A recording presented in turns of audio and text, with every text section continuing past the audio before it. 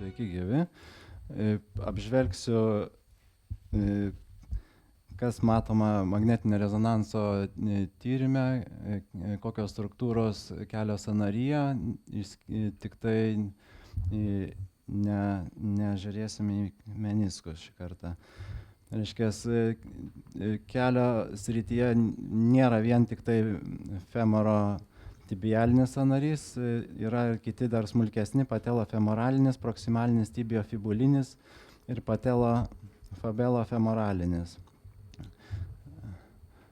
Jeigu čia žiūrėsime, reiškias, yra mažiukas toks sąnariukas fabelofemoralinis, šitas paskui pagrindinis kelio sąnarys femorotibialinis ir patelofemoralinis, jie jungiasi bendrai, o proksimalinis tibiofibulinis sąnariukas, jisai dažniausiai būna atskiras, nors kartais gali jungtis jisai irgi į bendrą ertmę. Dabar čia, jeigu, reiškias, femorotibialinis sąnarys dalinamas į medialinį ir lateralinį kompartmentus. Medialinis kompartmentas suteikia sąnariui stabilumą, kai lateralinis užtikrina mobilumą sąnario.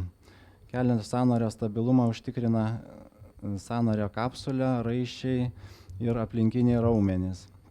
Pagrindiniai kelio sąnario raiščiai, kaip yra žinia, kryžminiai ir kolateraliniai. Magnetinis rezonansas yra patogus vertinant kaulus ir kremzles, taip pat ar nėra kokio uždegimo ar sinovijos išvešėjimo. Čia matom truputėlį šviesesnis ruožas yra skystis. Iš tikrųjų, populiarus dalykas dabar yra vertinti kremzlių nusidėvėjimą, matuoti, koks yra pažeidimo laipsnis, storis ir plotas.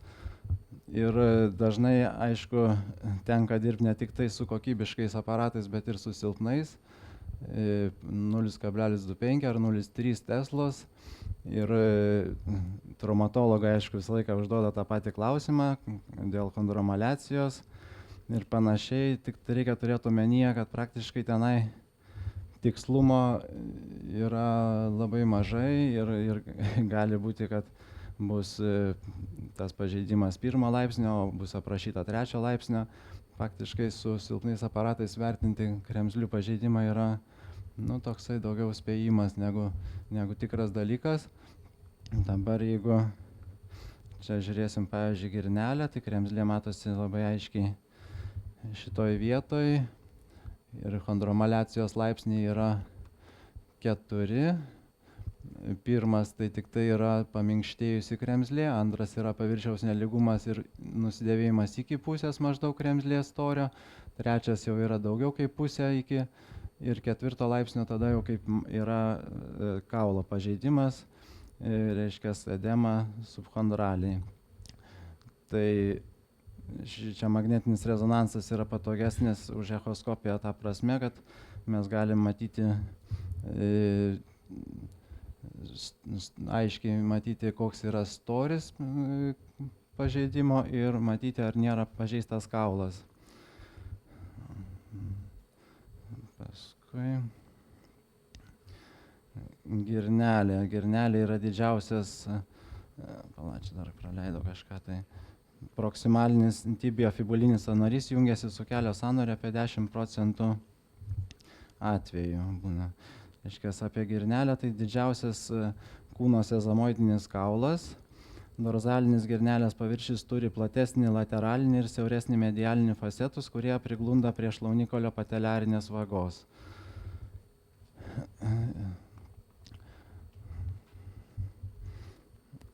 Prie girnelės tvirtinasi pagrindinės struktūros, tai medialinis retinakulumas, lateralinis retinakulumas, keturgalvio raumens sausgyslė ir girnelės savasis raištis. Kaip atrodo girnelės retinakulumai magnetiniam rezonanse. Reiškias, čia yra medialinė pusė ir eina šita struktūra. Čia būtų medialinis retinakulumas ir lateralinis retinakulumas. šiaip tas retinakulumas yra plati ir plona struktūra, dažnai nematoma ir ultragarsu, ir magnetiniam rezonanse. Ir tik tai sustorėjusi dalis, kuri eina link šlaunikaulio, yra matoma ir ją patogiausia yra įvertinti. Galima tas retinakulumų dalis vadinti medialiniais ir lateraliniais, žodžiu, patelofemoraliniais raiščiais.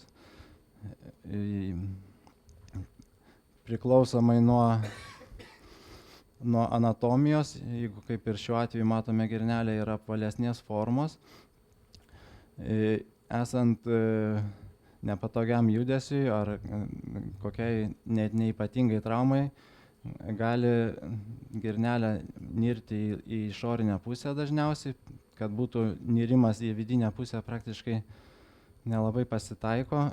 Ir tada yra klausimas dėl operacinio gydymo ar ten konservatyvaus.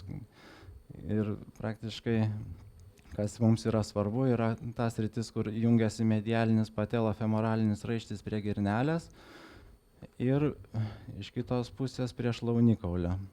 Ir ar nėra čia kokio tai lūžimo.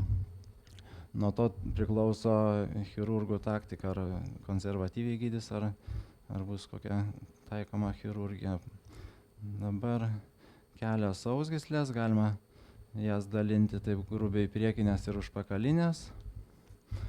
Priekinės sausgyslės tai yra keturgalvio raumens, girnelės savasis raištis, kartais vadinamas girnelės sausgyslė, nelabai teisingai gal. Keturgalvio raumens sausgyslė tvirtinasi prie girnelės viršutinės dalies, o paviršinė musculus rectus femoris sausgyslės skaidulas tęsiasi girnelės priekinių paviršius iki girnelės savojo raiščio. Tai čia, jeigu, ką aš čia noriu pasakyti, tai reiškia, paviršinė keturgalvio raumens sausgyslės dalis, čia yra visos 4 galvos tvirtinas prie girnelės viršutinio paviršio, tai ta viršutinė dalis praktiškai paviršių girnelės eina iki girnelės savojo raiščio. Girnelės savasis raištis yra labai tvirtas, jungiasi su lateraliniu ir medialiniu retinakulumais. Dažnai tas raištis naudojamas kaip medžiaga priekinio kryžminio raiščio plastikai, dėl to, kad net ir kokį trečdalį to raiščio pašalinus praktiškai kelios nepraranda stiprumo. Dabar šičia tas struktūras sudėjau po įvairios struktūros 3 kryptim, kaip maždaug kokioj projekcijai matosi. Kas magnetiniam rezonanse nėra labai patogu, ypatingai vertinant smulkias struktūras, kad mes vaizdą turime pjūviais, reiškia, kas kokius 3 mm. Ir ultragarsu, jeigu mes galim žiūrėti viską nuosekliai, tarasme, grįžti pirmin atgal, kaip kokį filmą, tai šičia mes matom atskirais kadrais ir kartais iš tikrųjų tas vertinimas nėra toks paprastas, jeigu mes nepataikom į pjūvį, kas mums įdomu. Sagitalinėse vaizduose, aišku, ta sausgyslė puikiai yra matoma, ašiniuose vaizduose matome, kad jo struktūra tokia margoka yra, jinai yra tamsi su tokius šviesesniais intarpais. Todėl kartais, bet čia turbūt ir ultragarsu tas pats galioja, yra netaip paprasta pasakyti, ar ta sausgyslė jau yra visiškai normali, ar yra jos tendinitas. Ir tada tenka lyginti sausgyslės storį su kita koja, jeigu tai ultragarsas, o jeigu mes turime magnetinį rezonansą, tada tiesiog reiktų klausti paciento, ar jisai skundžiasi tos srities skausmais, nes kartais būna apgaulinga, atrodo, kad čia jau yra kokie pakitimai, žmogus visai neturi tos vietos skausmų. Tai reikia turėti omenyje, kad pavyzdžiui, šičia, kaip matom, toks ruožas yra visiškai kaip ir normalus anatominis vaizdas. Ir tiesiog reikia žiūrėti, kokia yra forma sausgyslės, ar nėra jinai kažkokia tai išsipūtusi. Ir derinti, aišku, su klinikiniais radiniais. Girnelės savasis raištis, kaip ir buvo minėta, jisai toksai tvirta struktūra.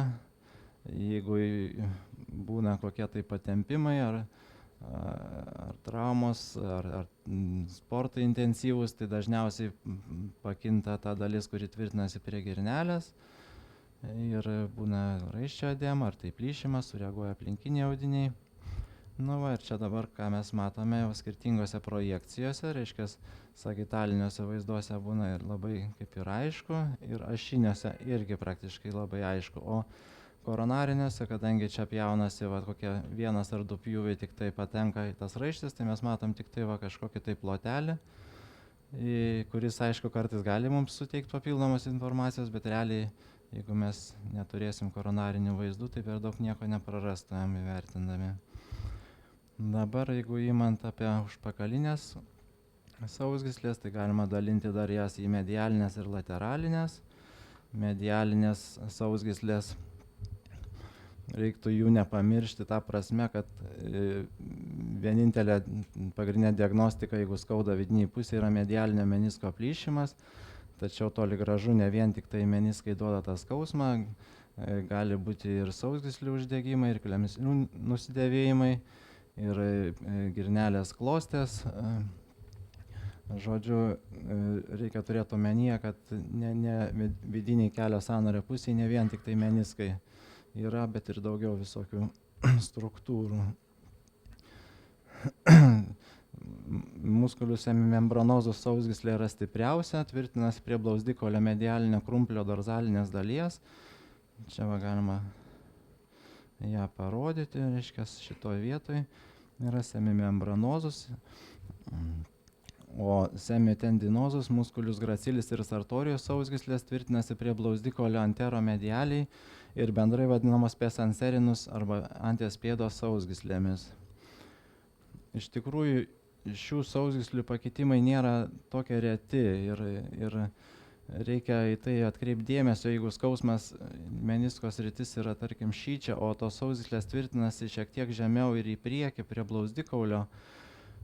Ir jeigu tas skausmas lokalizuotas kažkaip tai ne visai ties menisku ir plačiai ir skundžiasi žmogus, kad tie skausmai kažkaip plinta į šlaunies dorzalinį paviršių, reikia turėti omenyje, kad dažnai gali būti arba šių sausgyslių tendinitai arba bursitai. Čia bandžiau pažymėti tas sausgyslės, jos iš tikrųjų smulkios yra. Ašiniuose vaizduose matosi gal ir neblogai sartorius, gracilis, semitendinosus, bet pavyzdžiui koronariai jau vos mes čia pamatom kažkokį pjuvelį arba iš sagitalinių vaizdų yra semitendinosus, vat vieną tik tai pjūvėje pasitaikė, o šitų smulkių mes praktiškai galim net ir nematyti, bet šiaip uždegimai, aišku, patogiausiai vertinti turbūt yra iš sagitalinių vaizdų, kai ir matosi paburkę aplinkiniai audiniai, skysčio kokie roželiai. Tai va, čia dar gali būti ir bursitas tarp sausgyslių ir kaulo, kažkur šito vietoje gali skysčio sankaupa būti. Dabar musculius gastrocnemius medialinės galvos sausgyslė, jinai čia medialinė pusė, reiškia, tvirtinasi prie šlaunikaulio. Iš ašinių vaizdų matom šitą struktūrą ir koronarinių šičia. Irgi praktiškai beveik neišsipjauna čia ta sausgyslė. Dabar kas čia dar medialiniai sąnario pusėje yra, tai medialinis kolateralinis raištis, kuris turi du lapelius, paviršinį ir gilųjį.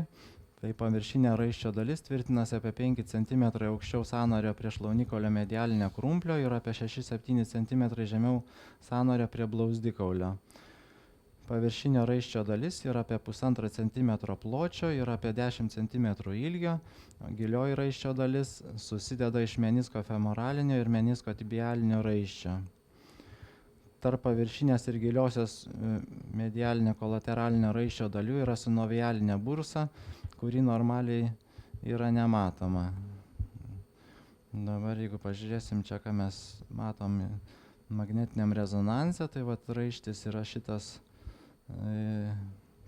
juodas darinukas iš sagitalinį pjūvį, kurie vat, pjauna per šitą vietą, mes praktiškai to raiščio nematome, tik tai va šitą vat, švelniai tokia tamsesnė zona, o iš koronarinių pjūvių matome geriausiai ir čia vat, galima bandyti išskirti tos lapelius, reiškia paviršinis yra šitas, o menisko tibialinis šičia ir menisko femoralinis šičia. Ir va tarptų lapelių, jeigu yra skysčio ruožas, tai praktiškai yra bursitas. Tai dar vienas dalykas, kuris gali imituoti menisko plyšimą, reiškia tiesiog medialinio kolateralinio raiščio bursitas.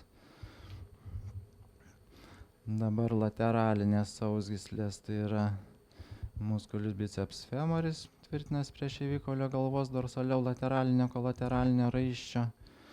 Dar čia palauk, reiškės va šičia biceps femoris, o šalimais yra lateralinis kolateralinis raištis. Čia ta vieta yra vat, grinai prie šeivikolio galvos, virš galvos.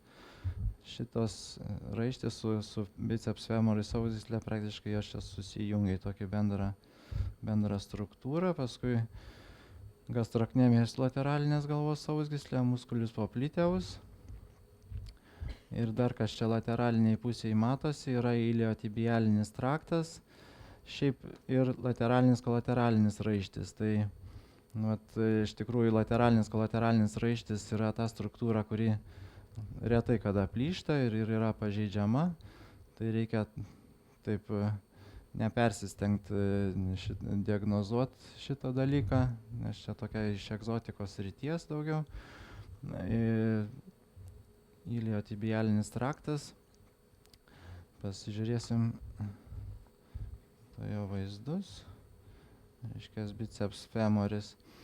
Jeigu žiūrėsim čia irgi trim skirtingom projekcijom, tai vat išsipjauna iš sagitalinių pjūvių lateralinis kolateralinis raištis, o dorzaliau eina biceps femoris sausgyslė, kuri čia iš koronarinį matoma pakankamai gerai.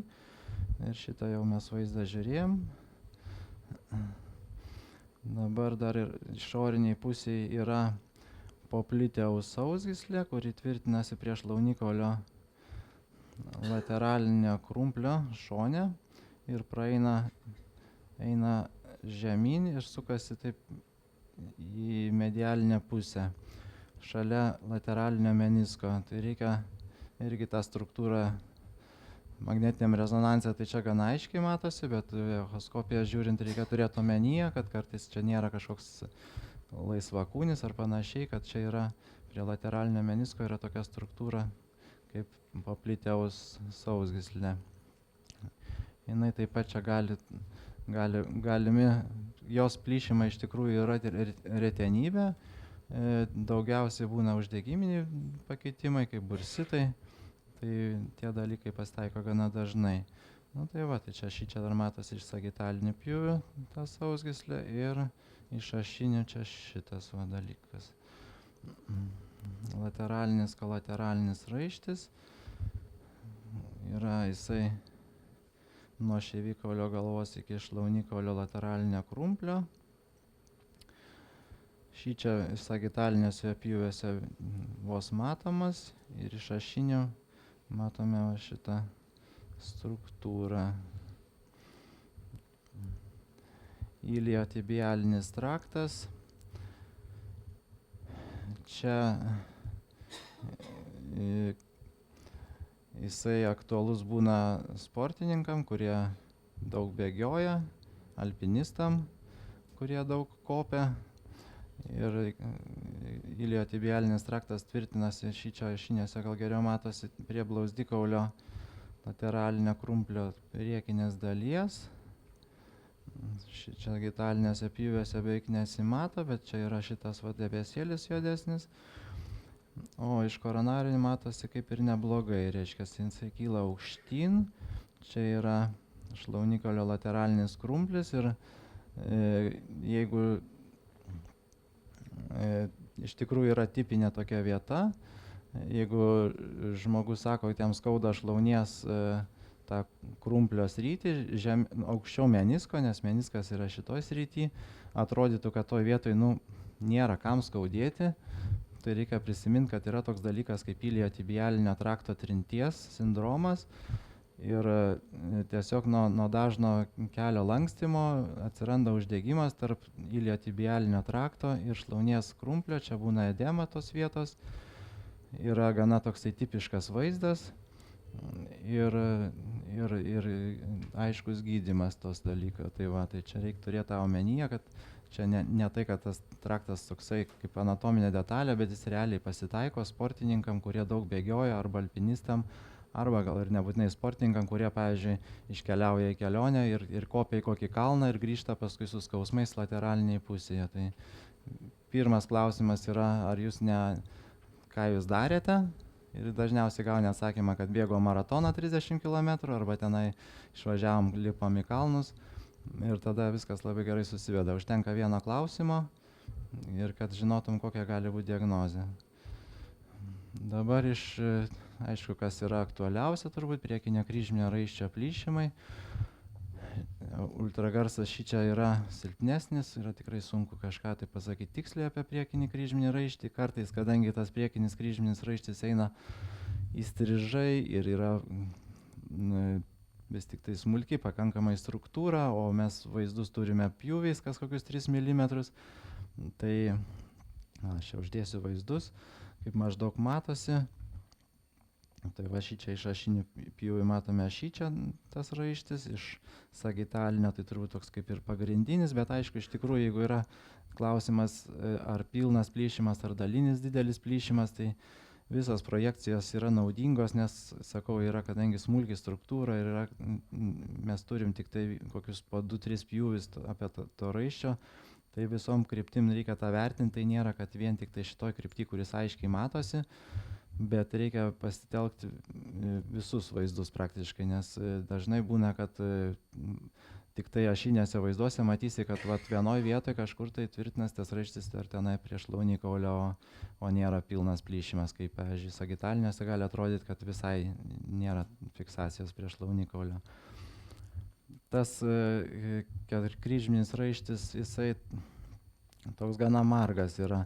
Iš 2 ar 3 ploštelių susideda ir toks yra tamsiau, šviesiau. Šičia irgi matom, kad yra ir tamsesnis, šviesesnis. Tai kaip ir tas pats ir šituose koronarinėse vaizduose, reiškia, čia tai nėra kažkoks tai to raiščio patempimas, tiesiog yra normali anatominis vaizdas. Reikia tiesiog žiūrėti, jeigu yra nedideli plyšimai, kaip atrodo bendras vaizdas, ar nėra paburkę aplinkui audiniai, ar nėra skysčio aplinkui. Ir aišku, ar nėra kažkur tai plyšimas matomas nuo kaulo. Tai dabar, reiškia, priekinis kryžminis raištis yra intrakapsulinė. Reiškia, jisai yra kapsulės ekstrasinovialinė struktūra, tvirtinasi prie šlaunikaulio lateralinio krumplio ir blauzdikaulio pakylos. Raištis sudarytas 2-3 ir tarp tų pluoštų yra riebalų intarpai, jisai toksai margokas yra. Dabar užpakalinis kryžminis raištis, gal iškart prie vaizdo pereinam, reiškia, yra žymiai storesnis, jisai, atsiprašau, kažkur tai. Užpakalinis kryžminis raištis yra žymiai storesnis už priekinį kryžminį, jisai jau matosi labai kaip ir gerai visose kryptyse. Jo plyšimai pasitaiko, bet iš tikrųjų turi būti kažkokios specifinės tos traumos ir labai didelės energijos, kaip ten motociklo kokia tenai avarija, ar ten kažkoks tai kovinis sportas, ten, žodžiu, nežinau aš to santykio užpakalinio kryžminio su priekiniu plyšimu, bet jeigu reiktų man taip spėti, gal 1:30 gal koksai galėtų būti, ar ten 1:50. Tarasme, žymiai rečiau plyšta. Dar kokie patempimai tai pasitaiko, tarasme, bet taip, kad jisai visai plyštų, tai čia jau turi būti labai didelė trauma ir turbūt, kad ne vien tik tai jisai plyšta, bet ir daugiau ten viskas nutinka. Tai va dabar iš ašinių pjūvių tai šitas yra. sagitalinį matom, o iš koronarinio vat, tą struktūrą. Dabar ką čia aš parašęs dar. Nu, irgi reiškias yra intrakapsulinė ekstrasinovialinė struktūra, storesnis, tvirtesnis nei priekinis kryžminis raištis, tvirtinas prie šlaunikaulio medialinio krumplio ir blauzdikolio dorzalinės dalies apie 1 cm žemiau sąnarinio paviršiaus. Tai čia vat, kažkur tai jisai vat, sąnarinis paviršius, jisai tvirtinasi truputį žemiau. Paskui trumpai apie bursas. Galima bursas sumažina trinti judant sąnariui, yra paviršinė, subkutanės, tai kaip prepateliarinė arba infrapateliarinė, gal čia galima iškart prie vaizdo prieiti. Iškias prepateliarinė, tai šitoj vietoj čia būtų, toks kaip paburkimas, na, čia pavadinta, žodžiu, o paskui prepateliarinė, tai šalia girnelės, infrapateliarinė, reiškia, paviršinė yra jau ties raiščių girnelė savoji, paskui gilioji infrapateliarinė bursa yra šičia, tarp blauzdikaulio ir girnelė savojo raiščio, paskui, kaip ir minėjau, muskulius popliteus yra bursitas prie sausgyslės, matom skysčio, arba šičia, Mums jau žinoma gerai Beikerio cista. Taip, ir dabar grįžtam truputį atgal. Tai vat yra, reiškia, paviršinės tos bursos, paskui tarp sausgyslės ir kaulo, tai kaip gilioji infrapateliarinė, ir tarp sausgyslių ir raiščių kaip pesanserinus. Tai bursitas tarp pesanserinus sausgyslių ir medialinio kolateralinio raiščio bei blauzdikolio. Taip pat yra bursa dar tarp biceps femoris ir lateralinio kolateralinio raiščio. Tai jeigu grįžtumėm šičia, tai čia pesanserinus sausgyslės, neturi būti tos edemos aplinkui. Ir, reiškia, yra tarp sausgyslių ir kaulo, va šičia kažkur tai, reiškia, bursitas. O kur, reiškia, yra biceps femoris ir lateralinis kolateralinis raištis, kažkur tai dar čia gali būti irgi tame tarpe irgi bursitas. Dabar semimembranozus gastrocnemius bursa, tai čia kur Beikerio cista būna, reiškia, jinai yra tarp musculius semimembranozus sausgyslės ir musculius gastrocnemius medialinės galvos. Vaikams ši bursa būna visai atskira nuo sąnario, suaugusiems su metais vis dažniau turi ryšį su kelio sąnariu. Apie jau trečdalis ar pusę atvejų ties šlaunikaulio lateraliniu krumpliu dėl sausgyslių trinties ir sąnarinės kapsulės perforacijos, reiškia, gastrocnemius medialinės galvos sausgyslė ir semimembranozus sausgyslė trinasi į kapsulę ir ilgainiui jinai tokia kaip ir pasidaro skylutė, per kurią skystis užteka paskui į tą bursą. Tai va toksai įdomus dalykas, reiškia, kad toks susidėvi, žodžiu, to vietoj prakiūra, kaip koks paltas. Taip. Sinovialinės klostės dar toks dalykas, kur irgi reiktų nepamiršti. Aišku, jeigu dažniausiai matosi kitos tos priežastys skausmų, bet jeigu yra skausmai prie girnelės, niekuo nepaaiškinami ir atrodo, kad jie iš tikrųjų yra, tai reikia prisiminti dar tokią struktūrą kaip sinovialinės klostės. Pagrindinai, aišku, mediopateliarinė klostė, kuri duoda kliniką. Ir tiesiog jau derinti, kurioje vietoje skauda, ką mes matome, būna sustorėjusios tos klostės, kartais, reiškia, visos 4 klostės vienom sąnary pasitaiko labai retai, 1% kelio sąnarių, kai apie 10% atvejų keliuose klosčių nebūna visai. Dažniausios yra suprapateliarinė ir infrapateliarinė klostės, bet jos klinikos dažniausiai neduoda, o mums klinikinę reikšmę pagrindinę turi mediopateliarinė klostė, kuri dažniausiai ir būna simptomatinė. Lateralinė klostė tokia jau yra iš egzotikos srities. Klostės, kaip ir sakiau, sindromas diagnozuojamas esant skausmams ir radus sustorėjusią klostę. medialinės klostės sindromas dažniausias yra paaugliams po neapibrėžtos traumos. Dažniausiai žmonės sportuoja, krenta, jie nesureikšmina ten tų savo kaip traumų, reiškia. Dabar taip, mediopateliarinė, gal iškart pasižiūrime į vaizdą, paskui aš paskaitysiu. Reiškia, mediopateliarinė klostė iš sagitalinių pjūvių jinai geriausiai matosi ir kaip matome, jinai kažkur tai praeina šalimais tarp patelofemoralinio sąnario iš medialinės pusės. Reiškia, čia va girnelė, šlaunikaulis ir klostės, čia matome šitą klostę medialinę šitoj vietoje, šičia, nu ir beveik nematoma, bet šičia iš koronarinių pjūvių.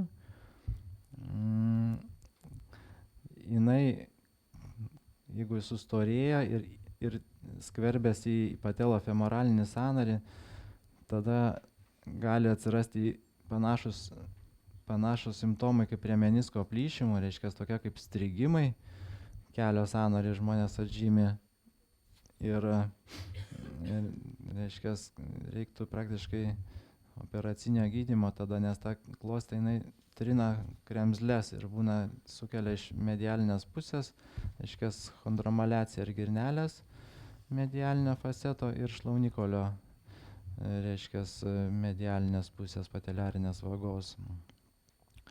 Tai dabar grįžtam prie šičia, reiškia, mediopateliarinė klostė eina nuo kelio sąnario medialinės sienos ir eina žemyn iki infrapateliarinio riebalinio audinio sinovijos. Klostė gali įsiterpti ar girnelės ir šlaunikolio medialinio krumplio, sustorėti, sukelti patelofemoralinio sąnario chondromaliaciją. Apatinė klostė eina nuo girnelės apatinio poliaus iki kelio sąnario priekinės dalies šalia priekinio kryžminio raiščio. Tai dabar ta apatinė klostė, čia gal faktiškai vos matoma jinai yra. Oi, kaip čia dabar, ne tą paspaudžiau. Šitą struktūrą ir čia truputėlį matome paburkimą šalia tos klostės, ko normaliai neturėtų matytis. Ir paskui, jeigu tokį vaizdą matai, iš tikrųjų tai yra klaustukas, ar čia tas vaizdas jisai mums sukelia kokią klinikinę reikšmę ar nesukelia.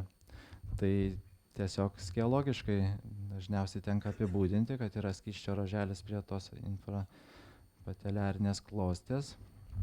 Ir tiek, tegul traumatologai ir ten kas nors kitas galvoja. Dabar viršutinė klostė, šičia matoma.